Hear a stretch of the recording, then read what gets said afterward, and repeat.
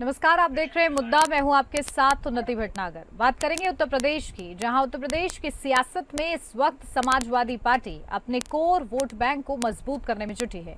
Party प्रमुख अखिलेश यादव ने पश्चिम उत्तर प्रदेश में मुस्लिम और गुर्जर समुदाय के बीच समीकरण बनाने की रणनीति अपनाई है।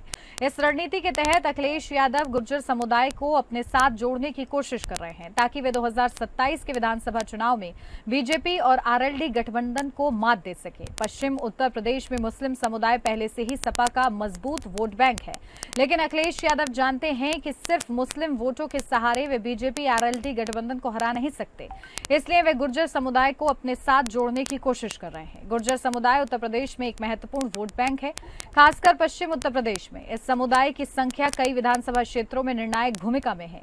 अखिलेश यादव की इस रणनीति के पीछे का उद्देश्य गुर्जर और मुस्लिम समुदाय के बीच समीकरण बनाकर पश्चिम उत्तर प्रदेश में अपनी स्थिति मजबूत करना है।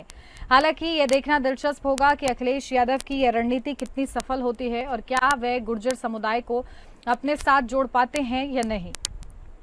तो आज इसी पर चर्चा कि आखिर अखिलेश यादव जिस तरीके से रणनीति बना रहे हैं, उस रणनीति में वो कितने सफल होते हैं, कि क्या वे गुर्जर समुदाय को अपने साथ जोड़ने की जो रणनीति पर मंथन कर रहे हैं उसमें उनको कितनी सफलता मिलती है। और देखिए, क्योंकि गुर्जर और मुस्लिम समुदाय के बीच समीकरण बनाकर पश्चिम उत्तर प्रदेश में अपनी स्थिति मजबूत करने की योजना बनाई जा रही है समाजवादी पार्टी की ओर से, ऐसे में वो कितना आसानी से पूरा कर पाते हैं इसको ये देखना होगा, और बीजेपी के लिए ये कितनी खतरे की बात होती है इस पर भी चर्चा होगी। तो चलिए चर्चा की शुरुआत करते हैं। खास मेहमान हमारे साथ जुड़ गए, सीधा आपको रूबरू कराती हूँ। हमारे साथ शांत प्रकाश जाटव, प्रवक्ता बीजेपी से जुड़ गए हैं। जाटव जी, बहुत स्वागत आपका। हमारे साथ अशोक यादव, प्रवक्ता समाजवादी पार्टी से जुड़ गए हैं। अशोक यादव जी, आपका भी बहुत स्वागत है। शुरुआत शांत प्रकाश जाटव जी आपके साथ करूंगी, क्योंकि समाजवादी पार्टी एक नए फॉर्मूले पर काम कर रही है। मुस्लिम और गुर्जर को साथ लाकर पश्चिमी उत्तर प्रदेश पर अपनी पकड़ मजबूत करने का प्रयास हो रहा है। बीजेपी इसे किस तरीके से देख रही है? बीजेपी के लिए क्या इसकी कोई काट है?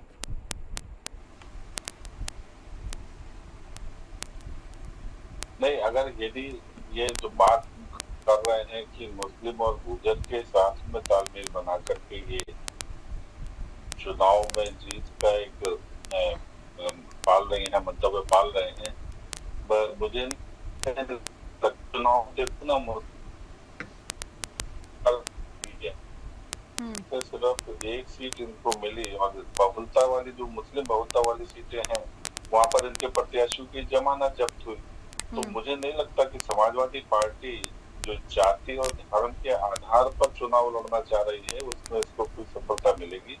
यहाँ पर तो इसको अपना एक विचार तैयार करना होगा, और वो विचार जो है वो परिवारवाद से हट और समाज में काम करने के आशय और उद्देश्यों के साथ में आना होगा। धर्म और जाति की राजनीति नहीं सफल होने वाली। इसके परिणाम जो है, देखो, ये पुराने समय की बातें हुआ करती थी कि मोहल्ले की चौपालों पे, जातियों की चौपालों पर बैठ गए और उनका वोट अपनी और आक्रोश कर लिया। आज इतनी आधुनिकता है, और इस आधुनिकता में जिस तरीके से टेलीकम्युनिकेशन है, संचार व्यवस्था है, इसमें सब लोग देख रहे हैं कौन क्या कर रहा है और उसके क्या परिणाम निकल रहे हैं। तो जाति और धर्म की राजनीति से समाजवादी पार्टी को बाहर निकलना चाहिए, तभी ही वो विपक्ष के रूप में तैयार हो पाएंगे, अदरवाइज तो मुश्किल। ठीक है, अशोक यादव जी आपके पास आ रही हूँ, क्योंकि समाजवादी पार्टी फॉर्मूला जो लेकर आई है उस पर आप लोग किस तरीके से काम करेंगे, एक तो ये मूल प्रश्न है। दूसरा प्रश्न ये भी है कि ये कहा जा रहा है बीजेपी की तरफ से कि भाई आप लोग परिवारवाद छोड़ेंगे तो ये सब फॉर्मूले आप लोग के लिए वैसे ही आसान हो जाएंगे, इतना मंथन करने की जरूरत नहीं है। ये उनका आरोप है। काउंटर इस पर भी। देखिए, हमारे जो भाजपा के मित्र हैं उन्होंने धर्म जात की बात करी, ये बल्कि ये कहा जाए कि उल्टा चोर कोतवाल को डांटे। ये हिंदुस्तान नहीं, यूपी नहीं, पूरा दुनिया जानती है कि धर्म में बांट के, जाति में बांट के भाजपा ने 11 साल से सरकारें बनाई हैं। इसमें कोई शक नहीं है। मैं नहीं कहता हूँ, ये मैं नहीं कहता हूँ, हमारे देश के सारे बुद्धिजीवी कहते हैं, सारे पत्रकार कहते हैं कि देश में ये धर्म का जो वातावरण बनाया है इससे ही इनकी सरकारें बनी हैं। उल्टे हम पर ये कह रहे हैं। इन्होंने एक बार भी अखिलेश जी का नाम नहीं लिया। आप ये समझिए कि वो व्यक्ति जिस तरह से राजनीति आज कर रहा है, हम आपको एक उदाहरण देते हैं। सबसे पहले उदाहरण ये देते हैं कि 1919 में मायावती के साथ थे हम, तो हमारी सीटें कितनी आई थी? 5। लेकिन 22 में हमारी सीटें आई 125। हमारा परसेंटेज था 36, उनका था 41। ज्यादा फर्क नहीं था, 2% का फर्क था केवल। तो हम होते तो हम जीत जाते, लेकिन लड़ाई संघर्ष जारी रहा और पीडीए के जरिए से 2024 में जो सरकार भले उनकी बनी हो, लेकिन प्रदेश में 37 सीटें समाजवादी पार्टी ने जीती और उसमें भी 246 विधानसभा सीटें जो थी, 5 मिलके एक लोकसभा बनती है, उनमें 246 सीटों पर समाजवादी पार्टी को बढ़त मिली है। ये लिखित फैक्ट है। 246 पर हम आगे रहे। अब आप बताइए, वो अखिलेश यादव 2019 वाले मायावती के साथ थे, क्या कारण था पता नहीं, 5 सीटें लाई। उस आदमी ने जज्बा दिखाया, काम किया, जनता में जाके रात दिन काम किया है। मैं तो साथ रहता हूं, तो नीतिगत कमेटी में भी हूं। इतना काम किया, उसके बाद हमारी 37 सीटें आ गई। हमारा वोटिंग परसेंटेज भाजपा से ज्यादा बढ़ गया और 1.5 साल का वक्त हमारे पास है। और 1.5 साल के साथ ही इनके दुष्कर्म कुकर्म हमारे। अच्छा, मैं आप ही से पूछता हूं, आप मुझे एक महत्वपूर्ण काम गिना दीजिए। मैं अखिलेश जी के आपको 12-17 तक के 50-100 काम गिना दूंगा और पूरा हिंदुस्तान गिनाता है। आप इनका एक काम गिनाइए, बड़ी सड़क, बड़ा एम्स, बड़ा विश्वविद्यालय, बड़ा कोई स्टेडियम, गांव में बिजली व्यवस्था, सब। बल्कि उल्टा और किया है। शांत प्रकाश जी, उल्टा ये नोट किया है कीजिए, इसका जवाब लूंगी मैं आपसे। मैं कह रहा हूँ कि उल्टी बात ये और हुई, शिक्षा मित्र हमारे घर बैठे हुए हैं, हमारे अनुदेशक टीचर वो घर बैठे हुए हैं, हमारे जो पेंशन से जो बुढ़ापा कटता था, पुरानी पेंशन बहाली के नाम पर चुप है, किसानों की समस्या पर चुप है, अभी हमें खाद नहीं दे पाए हैं। और हमारे जो अस्पताल हैं, अगर आप देख लें आके उन्नति जी, जो हमारे आसपास के अस्पताल में आज रंगे पड़े अखबारों से, रोज 2-4 मर्डर, 2-4 एक्सीडेंट, 2-4 लोग फांसी, ये पूरा समाचार रंगे पड़े हुए हैं। मैं एक गजल के 2 शेर सुनाता हूँ, तो मेरा थोड़ा तल्ख अंदाज है कि मैं हाथों को रख देता हूँ अक्सर ही अंगारों पर, मैं हाथों को रख देता हूँ अक्सर ही अंगारों पर, कलम हमारी आग उगलती रहती है गद्दारों पर, और कैसे कह दूं अपने वतन में चैनो सुकून के साए हैं, जब मिलते हैं खून के छींटे रोज मुझे अखबारों पर। अखबार अपराध से रंगे पड़े हुए हैं। मतलब स्थिति ये हो गई है, आज से 2 साल पहले मैंने गजल के एक शेर पढ़ा था, जब मंदिर में लीक हुआ, संसद लीक हुआ, तब मैंने कहा था कि मंदिर लीक, संसद लीक, यूपी में 9 पेपर लीक हुए थे, ऐसा कभी नहीं हुआ। अखिलेश जी के सरकार में इतनी नौकरी लगी, कभी कोई पेपर लीक नहीं हुआ, आप बता दीजिए। और इनके सरकार में 9 पेपर लीक हुए थे। ठीक है, मंदिर लीक, मस्जिद भर्ती हुई, लेकिन कौन से डोर से, ये भी सोचना होगा। ठीक है, चांद प्रकाश जाटव जी, आपके पास आ रही हूँ, क्योंकि बड़े गंभीर आरोप लगा दिए गए हैं। दोलाने बजने नहीं, वो मैं दोलाने सुन लीजिए कि मंदिर leak, Sanskrit leak, paper leak, वो शान से कहते सब कुछ ठीक। कितना झूठ फरेब का जो जाल फैला दिया है, अब जनता उसमें आने वाली नहीं है।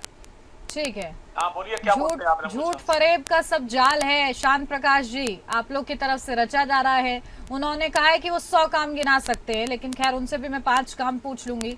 लेकिन फिलहाल आप एक काम गिनवाइए जो बड़ा किया गया हो उत्तर प्रदेश सरकार में। देखिए, उत्तर प्रदेश सरकार में 5 काम नहीं, 50 काम। उत्तर प्रदेश इतनी बेहतरीन तरीके से प्रगति कर रहा है कि आज भारत में प्रथम 5 प्रदेशों में जो है इसका उत्तर प्रदेश की पोजीशन पहुंच चुकी है। और जिस तरीके से यहाँ डेवलपमेंट हो रहा है वो सर्वविदित है। अभी इन्होंने नकल के संदर्भ में बात करी, आप नकल की बात कर रहे हैं। मुलायम सिंह यादव मैंने नकल की बातें नहीं करी है, अभी तो मैंने लीक की बात करी है। आपने नकल की बातें नहीं की।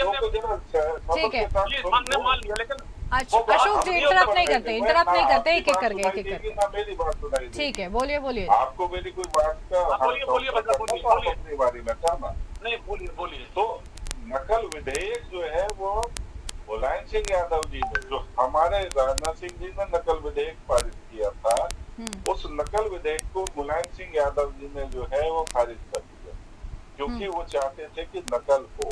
और कितना बड़ा नकल का माफिया समाजवादी पार्टी के समय में था, ये सर्वविदित है। नकल का मतलब ही ये था कि समाजवादी पार्टी केवल नकल करा करके ही जो है बच्चों के भविष्य को बिगाड़ रही थी। आज वो नकल के ऊपर सख्ती के साथ में इम्प्लीमेंट किया गया, सख्त कानून बना दिया गया है। इतना आसान नहीं है नकल करना। और दूसरा, जिस तरीके से उत्तर प्रदेश में डेवलपमेंट के काम हुए, हर घर में लाइट पहुंच गई है, हर घर में पानी पहुंच गया है, मतलब किसी चीज की कोई कमी है। और फिर टूरिज्म, पूरे देश में, उत्तर प्रदेश में जिस तरीके से पिछले 10 वर्षों में टूरिज्म बढ़ा है, कितना बड़ी तादाद में 66 करोड़ लोग कुंभ के मेले में जो है पहुंचे, क्योंकि उनको मालूम था कि वहां पर हम सुरक्षित थे और एक बेहतरीन माहौल वहां पर हमें मिलेगा। आप एक बात बताएं, जो 66 करोड़ लोग वहां पर कुंभ में पहुंचे, उन लोगों को सब चीजों की प्रोवाइड करना, दुकानें खोलना, उनको ट्रांसपोर्टेशन की व्यवस्था, तमाम तरीके के रोजगार वहां पर बने। राम मंदिर का वहां पर जिस तरीके से हमने राम मंदिर स्थापित हुआ, उसके बाद वहां पर जो टूरिज्म बढ़ा। देखिए, आप केवल धर्म की बात करके और एक धर्म को ही पुश करते रहे और बाकियों को, सबको जो है आप लोग नकारते रहे, उस चीज को प्रदेश की जनता ने बहुत अच्छी तरह देख लिया है। उनको ये भी मालूम है। लेकिन शांत प्रकाश जाटव जी, राम मंदिर बना तो इसमें सरकार का तो कुछ क्रेडिट नहीं होना चाहिए, आपको नहीं लगता ऐसा? सरकार का क्रेडिट नहीं होना चाहिए। आप एक बात बताओ, राम मंदिर या वहाँ पर जो बना है, उसका जो माहौल बनाना, फिर उसके आसपास का स्ट्रक्चर डेवलपमेंट करना, वो तो सरकार का ही काम है। बिल्कुल, कामों का जिक्र आप कीजिए, कामों का जिक्र कीजिए, लेकिन सिर्फ ये कहना कि सिर्फ भारतीय जनता पार्टी ने ही इसका सोचा, ऐसा नहीं हो सकता ना, क्योंकि हम लोगों ने देखा है कि एक लंबी लड़ाई लड़ी है और सभी वर्गों के लोग एक साथ आए थे। भाई ये लड़ाई सिर्फ बीजेपी की नहीं थी या हिंदुओं की सिर्फ नहीं थी, कई लोगों ने इसके लिए संघर्ष किया। कार सेवकों को मारने का काम किया है अशोक यादव जी ने, तो इनकी पार्टी ने कार सेवकों को मारा है। ये किस तरीके से जो है कार सेवक जो वहाँ पे अशोक जी पहुंचे, उनको मारा। अशोक जी, यादव जी ने कितनी धीरता के साथ का, या तो आप लोग को उत्तर प्रदेश का डेवलपमेंट रास नहीं आ रहा या नजर नहीं आ रहा, इन दोनों में से कौन सी बात हो गई है? क्योंकि उत्तर प्रदेश, ऐसा आपको लग रहा है कि उत्तर प्रदेश थम गया है, रुक गया है, तो ऐसा बिल्कुल नहीं है। नहीं तो मैं बोलूं? जी बोलिए। अरे अभी इनकी बातें सुन के, अच्छा आपने जब ये काम गिना दो, एक भी काम नहीं गिनाया नकल पे। नकल की बात तो मैंने की नहीं थी, अरे राम मंदिर पे आ गए। अरे भाई, राम मंदिर नकल की बात की थी अशोक यादव जी, आपने नकल की बात की थी, आपने नकल की बात की थी, उसका ही वो जवाब दे रहे हैं। मैं आज कहता हूँ, आप थोड़ा सा रिवाइंड करके सुनिएगा। आपने कहा था कि इनके राज्य में कितनी सारी नकल हुई है, 9 नकलें हुए, ऐसा करके आपने पूरा बयान दिया था। थोड़ा सा पीछे कीजिएगा, आपको सुनने को मिल जाएगा। पेपर लीक बड़ा अपराध है। मैंने पेपर लीक की बात की थी, पेपर लीक हुआ, नकल की बात, नकल तो अब मैं आपसे कहता हूँ, हमारे जिलों में चारों तरफ चले आइए, डिग्री कॉलेज खुले हुए हैं, 90% बच्चे नकल से पास हो रहे हैं। ना हो रहे हो मैं कान पकड़ लूंगा। मैं जनता में रहता हूँ, मैं जनता का आदमी हूँ, शायरी करता हूँ, मुझसे ये क्या बात करेंगे? एक जवाब नहीं दे पाए हमारा। और हमारा मेन विषय है आज मुसलमान गुजर का। आज बताइए, इनके पास कौन सा गुजर नेता है? हमारे पास अतुल प्रधान जैसा नेता है, जो विधायक 2 बार रहा है और जो संघर्ष करता है, जिला पंचायत का वो अध्यक्ष रहा है। और हमारे जो राजकुमार भाटी जी राष्ट्रीय प्रवक्ता हैं, उस क्षेत्र के नेता, उनके पास आरएलडी का गठबंधन है, उनके पास आरएलडी का गठबंधन है। अरे वो आदमी, उसकी बात करते हैं आप जयंत चौधरी की, वो छुप गया है। वो आदमी तो राजनीति का गंदगी निकला, जिसके बाबा को अगर भागता, जैसे मेरे पिताजी को बाबा रत्न दे दे तो क्या मैं समाजवादी छोड़ दूंगा? मेरे पिताजी को वो भारत रत्न दे दें, मैं समाजवादी, खून का समाजवादी में रहूंगा? ये जिस तरह की जो बातें सरकार ने की हैं कि चौधरी चरण सिंह को अवार्ड दे दिया तो जैन चले गए। जैन चूंकि बहुत ही हल्की बुद्धि के हैं, बहुत हल्की सोच के हैं, पिछले 1 साल में जयंत का नाम नहीं कहीं आता है। अखिलेश जी तुलना कर लीजिए तो 100-1 का फर्क है। तो अगर किसी को नहीं, जैन चौधरी फिर वो जाट है। बात यहाँ गुजर की हो रही थी, वहां पर जो गुजर है, मैं जाता रहता हूँ, हमारे बहुत गुजर दोस्त हैं, कई अध्यक्ष वहाँ गुजर हैं, वो जितने गुर्जर हैं अब वो समाजवादी पार्टी में शामिल भी हो रहे हैं और पहले से लोग भी हैं। तो गुजर का फिर मैं आपसे एक बात कहता हूँ, कोई नेता अच्छा तब होता है जब उस पर हर वर्ग के लोग होते हैं। 37 सीटें हमारी आई, भाजपा की 33 आई। इसका मतलब है कि एक उगता हुआ सूरज है। आपने पश्चिम की बात करी, जब सूरज उगता है तो उसकी रोशनी पूरे पश्चिम में जाती है। एक उगता सूरज अखिलेश यादव है जिसकी रोशनी पूरे प्रदेश नहीं आने वाले दिनों में पूरे देश के अंदर पहुंचेगी। आप उनकी बात सुनिए, आप उनका तर्क देखिए, आप उनकी प्रेस वार्ता देखिए, कितना विश्वास से बोलते हैं। और मैं आपसे फिर कहना चाहता हूँ, 12 मुकदमे थे जिनको योगी जी ने खत्म किया, खुद पे थे। 302 तक का मुकदमा था। अखिलेश यादव पर आप एक मुकदमा दिखा दीजिए 323 का भी, तो मैं कान पकड़ लूंगा। तो लोग तुलना करते हैं अखिलेश की, कहाँ अखिलेश कहाँ पर योगी। योगी जी को कुछ ज्यादा भी नहीं है। योगी जी समझदार नहीं है, इसलिए बुलडोजर चलाते हैं और मिट्टी मिलाने की बात करते हैं। ये कानून का काम है। हमारे नेता ने जो 5 साल में करके थे, आप अच्छा बताइए।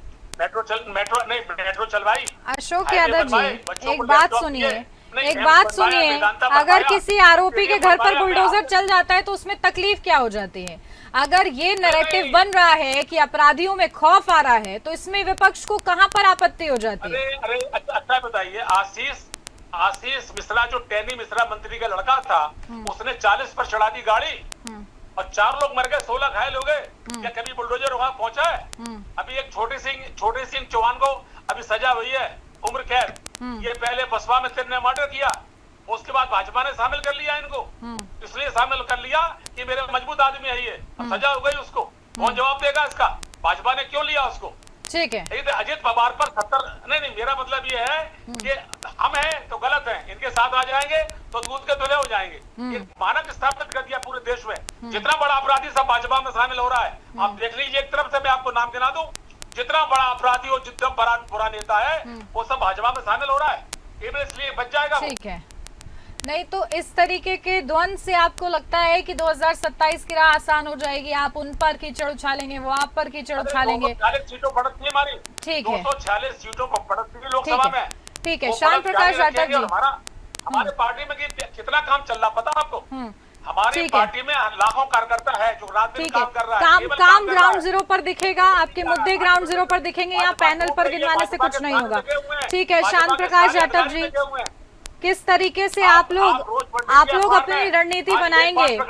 और आप लोग जो नारा देते हैं सबका साथ सबका विकास, उसमें कहीं गुर्जर मुस्लिम छूट तो नहीं जाएंगे पीछे? छूट चुके हैं भाई। अशोक यादव जी जिस तरीके की बात कर रहे हैं ना, सिर्फ मैंने कहा कि जाति के पीछे लगे हुए हैं। इनफैक्ट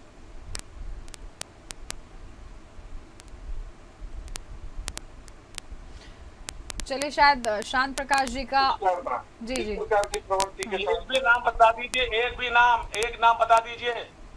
अखिलेश जी ने 12 में जी अब आ रही है आपकी आवाज, बोलिए, पूरा कीजिए। देखिए अशोक जी क्यों परेशान हो जाते हैं, सुन ले जरा।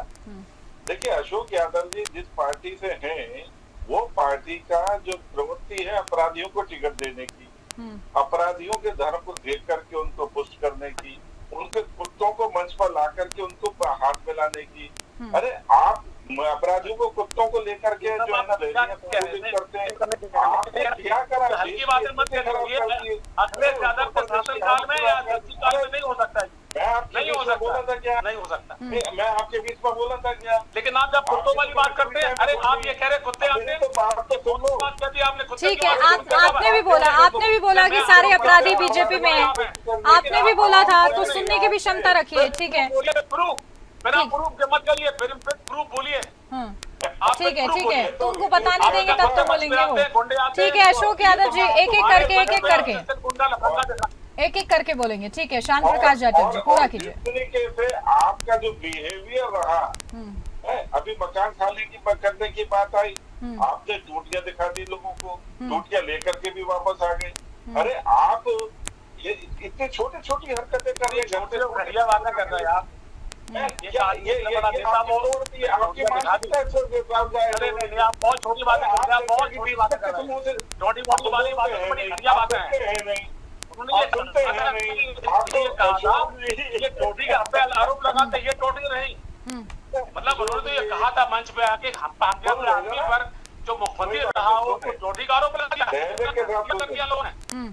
ठीक है, इस पे मत जाइए प्लीज। शांत प्रकाश जाटव जी, एक रिक्वेस्ट है, प्लीज इस पर मत जाइए। हम लोग मुद्दा बहुत गंभीर डिस्कस कर रहे हैं, इस पर मत जाइए वरना फिर बहस हो जाएगी।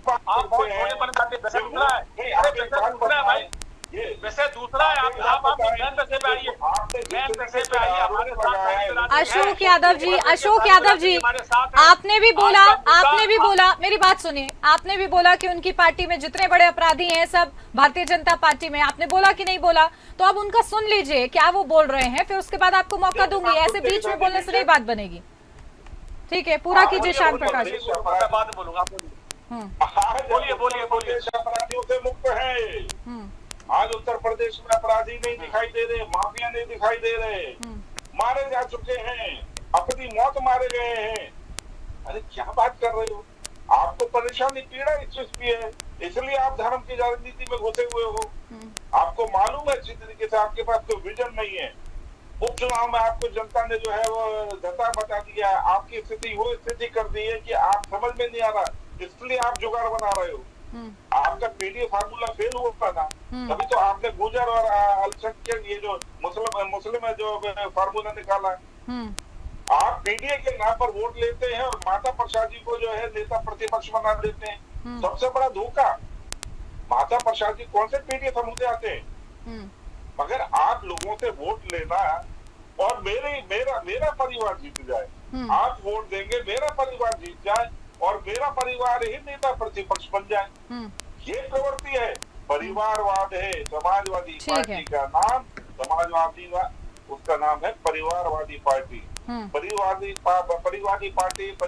पार्टी होने के कारण से आप सब लोग डुगडुगी बजाओ उसके पीछे, किसी को भी दे दो आप पीछे, मगर जनता जो देख रही है। परिवार का बोलबाला है, परिवार का बोलबाला, ये आरोप है आप पर अशोक यादव जी। और साथ ही साथ मेरा भी सवाल है कि अतीक अहमद का आतंक खत्म करने के लिए समाजवादी पार्टी ने क्या किया? आपको शायद पता नहीं है, 2013 में समाजवादी पार्टी के मंच पे आ गया था, उसको धक्का दिया, अखिलेश ने नीचे उतार दिया था। पहली बात सुनिए, मैं क्या पूछ रही हूँ, आतंक खत्म करने के लिए, उसको फिजिकली धक्का देने के लिए नहीं पूछ रही हूँ मैं, आतंक खत्म करने के लिए क्या किया गया था समाजवादी पार्टी की सरकार में? तो जब उसने अपराध किया, जब उसने उमेश पाल की हत्या, देखिए उमेश पाल की हत्या की उसने करवाई जब एडवोकेट के हाथ से 3 साल पहले, तब उस पे एक्शन हुआ। उससे पहले एक्शन कौन सा हुआ था? आप तो इतने बढ़िया शायरी कर रहे हैं। मैं क्या बोल रही हूँ, आतंक बोल रही हूँ मैं, कोई अपराध नहीं बोल रही हूँ। आतंक आप समझ रहे हैं, कितने लोगों पर उसने कितने लोगों की जमीन कब्जा की, लोग दहशत में जीते थे, व्यापारी सांस नहीं ले पाते थे, ये सब करने के लिए क्या किया गया था? मैं, आप सुनिए, मेरे पास सूची है, अगली डिबेट में आएंगे बता देंगे। हमारे 16 अपराधी जो है वो एक बिरादरी के प्रदेश के अंदर है। 56 मुकदमे, 58 मुकदमे, 98 मुकदमे, कितने मुकदमे आराम से घूम रहे हैं। आप अतीक की बात का, अतीक जी को अखिलेश जी ने कभी ढंग से बात नहीं करी। 12 के बाद से लेके चाहे अतीक हो, चाहे मुख्तार हो, चाहे वो डीपी यादव हो, सबको दूर कर दिया था। मैं आज भी आपसे कहता हूँ, एक भी माफिया मेरे दल में है तो मैं पार्टी छोड़ दूंगा। आप कहते हैं एक भी माफिया मेरे दल में हो। अखिलेश यादव ने माफियों को दूर कर दिया है, गुंडों को दूर कर दिया है, पार्टी से गंदे लोगों को दूर कर दिया है। केवल अच्छे लोग, प्रोफेसर लोग पार्टी में शामिल हो रहे हैं। पूजा पाल को भी दूर कर दिया है। अरे अभी इनने एक बड़ी छोटी बात कही कि पीडीए का मतलब केवल ये नहीं कि ब्राह्मणों का अपमान करें। हम ब्राह्मण, ठाकुर, वैश्य, इन सबके सपोर्ट से जो समाज जो पीडीए है उसको उन्नतशील बनाना चाहते हैं। हम आपसे सवाल करते हैं, मेरी बात सुन लीजिए। ठीक है, जब ये आरक्षण लागू हुआ, पीडीए में वैश्य आते हैं तब, अरे भाई सुन लो, तब ये बताइए आप, नेहरू जी ने शुरुआत की, पीडीए में वैश्य आते हैं, पंडित आते हैं।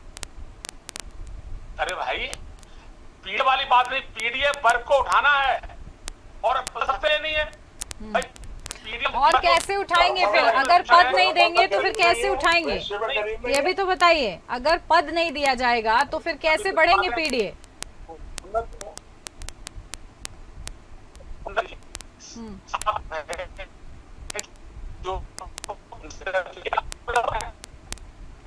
ठीक है, आपका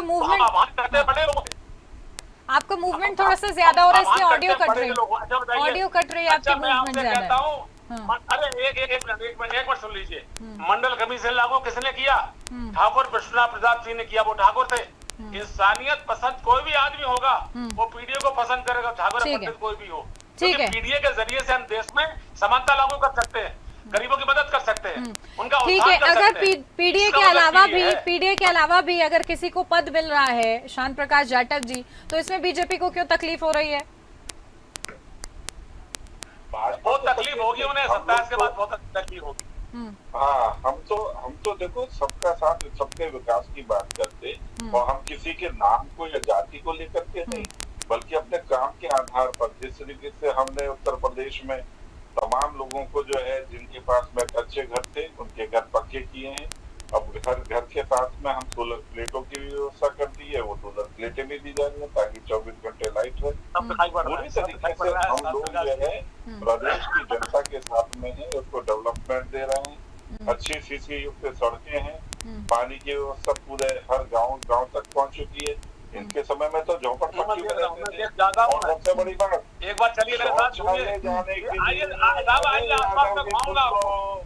शौचालय जाने के लिए महिलाओं को शाम का इंतजार करना पड़ता था। ठीक है, चलिए ठीक है। ठीक फिलहाल फॉर्मूला पर चर्चा शुरुआत हुई थी और उसके बाद हम लोगों ने काफी एरिया कवर कर लिया, लेकिन कुल मिलाकर यही है कि आखिर 2027 में आप लोगों में से किसके कितने दांव सफल होते हैं ये देखना होगा। बहुत शुक्रिया आप दोनों का हमारे साथ इस चर्चा में जुड़ने के लिए। मुद्दा में मेरे साथ बस इतना ही। नमस्कार।